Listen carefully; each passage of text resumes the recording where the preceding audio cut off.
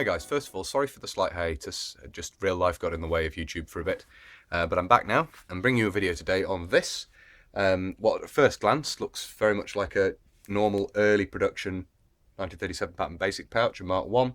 You can see there in the lid, in the flap, 1938, hopefully you can see that, hopefully it's clear enough, the autofocus is working, fingers crossed.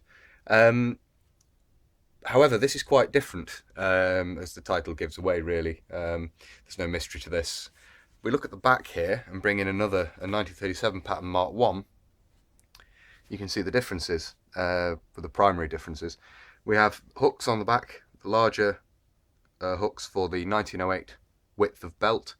And at the top here we have a specifically designed buckle, which we'll get into a little bit later in the video. This is a Mark 1, but essentially a Mark 1 pouch, 1937 pattern pouch, fitted with components to allow it to be worn on the 1908 pattern equipment. So it's a 1908 pattern basic pouch, basically. Designed, of course, to allow troops equipped with primarily 1908 pattern equipment to use the Bren light machine gun. Of course, there's no provision in 1908 equipment with its cartridge carriers for the Bren machine gun magazine, the box magazine.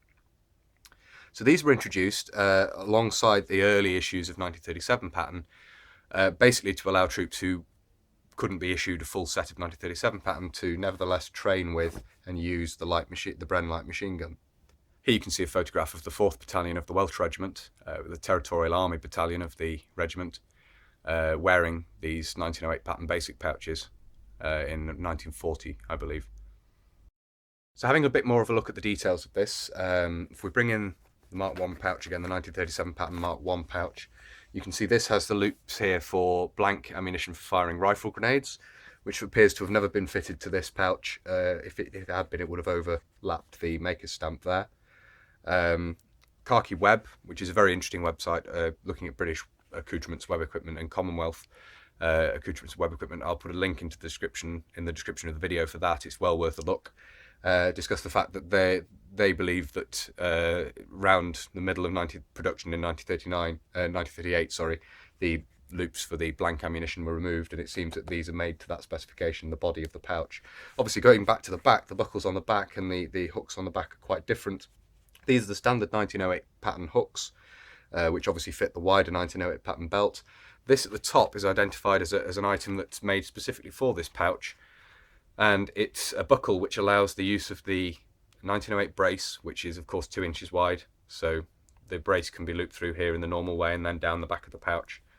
But it then necks into this smaller section at the top here, and the reason for this is to accommodate the hooks on the L-strap, which was the new way of carrying the haversack or pack on the back, introduced with the 1937 pattern equipment.